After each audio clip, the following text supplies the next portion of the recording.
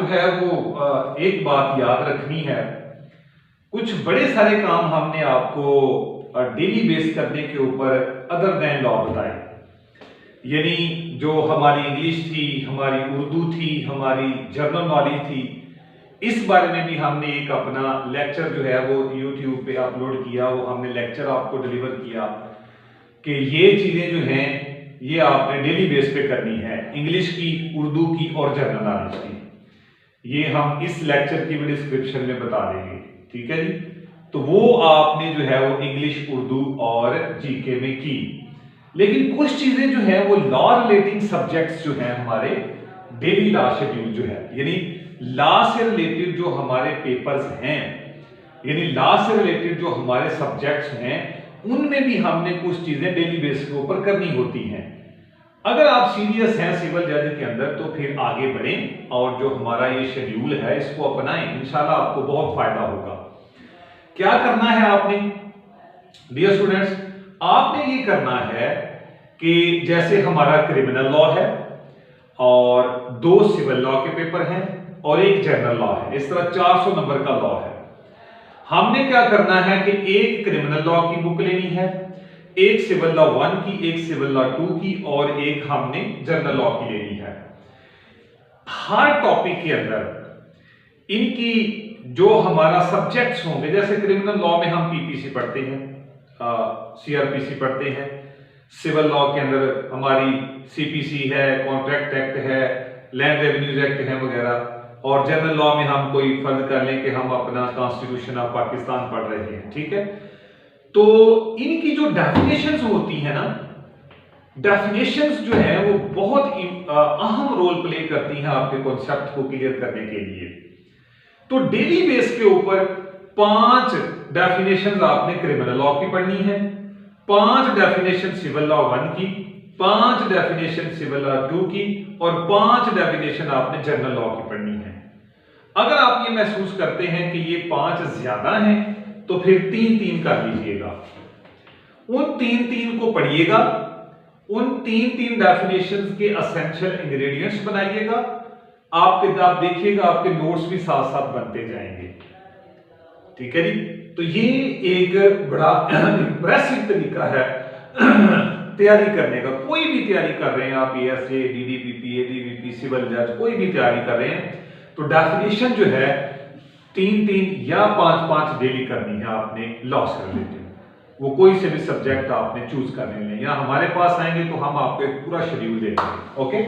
फिर इसके बाद sections relating to concept, relating to questions.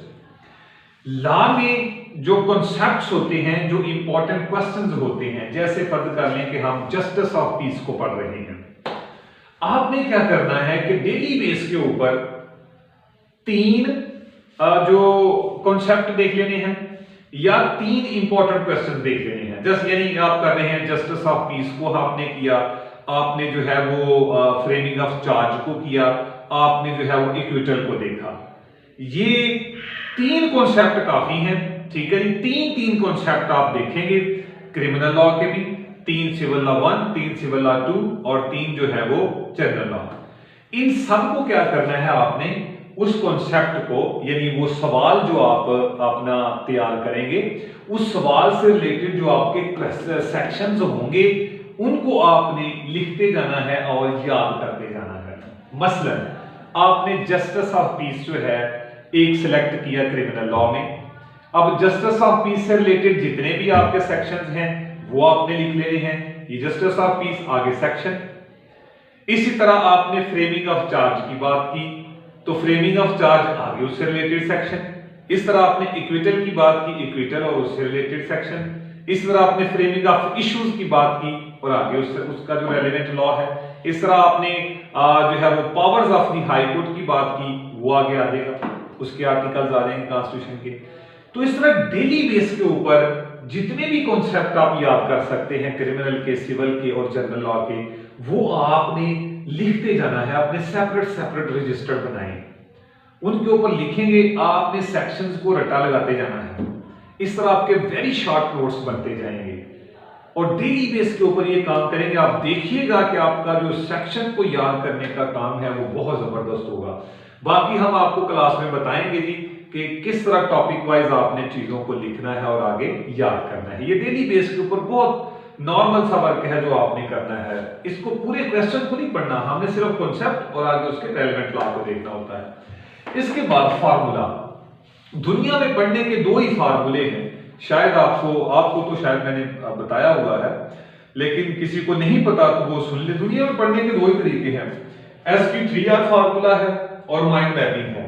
ठीक है जी, ये जरूर अपनाएं जी। ये जितने भी कॉन्सेप्ट आप पढ़ेंगे ना लॉ के अंदर, इनमें से कोई एक फार्मूला जो है वो उसको जरूर अपनी जिंदगी में अप्लाई करें। ठीक है जी, माइंड मैपिंग से मुराद ये होता है कि सवाल की जो है वो फर्ज करें कि यहाँ आपने एक सवाल लिखा है पीपीसी का, पीपीसी का इंजरी। अब इंजरी है, इससे रिलेटेड शाखें क्या हैं, आप इसमें इसकी डेफिनेशन देखी, सेक्शन इसके कौन कौन से हैं, असेंशियल इसके देखे। ठीक है जी, तो ये सारी उसकी क्या कर ली आपने, माइंड मैपिंग कर ली। तो अगर आपके पास वक्त है तो फिर इस बात को जरूर करें। ये वो फार्मूला आपको देने लगा हूं, ये वो फार्मूला आपको बताने लगा हूं जो बहुत ज्यादा डल जो स्टूडेंट्स हैं उनको भी एक्टिव कर देता है। तो ये फार्मूला माइंड मैपिंग और SP3R फार्मूला, ये YouTube के ऊपर बेशुमार इसकी वीडियोस पड़ी हुई हैं। हमारे अलगाजी लॉ अकेडमी का जो YouTube चैनल है उसके ऊपर भी पड़ी हुई है। इसको देखें, अपनी जिंदगी में इसको अप्लाई करें। आप देखेंगे आपकी जिंदगी में निखार आएगा और आपकी जो तैयारी है वो बहुत हाई लेवल के ऊपर जाएगी। या आप इसको अप्लाई नहीं ना करते, अन्य पढ़ते हैं तो फिर आपको प्रॉब्लम्स होती हैं। ये फार्मूला अप्लाई करें, इंशाल्लाह अज़ीज़ आप बहुत जबरदस्त जो है वो आगे नंबर लेंगे, आगे चल के आपको कोई प्रॉब्लम नहीं होगी। तो ये चीजें जो है वो लॉ के अंदर डेली बेस के ऊपर करें, इंशाल्लाह अज़ीज़ जो सिविल जज की तैयारी है वो आपकी बेहतरीन अंदाज से आगे बढ़ेगी। ठीक है जी।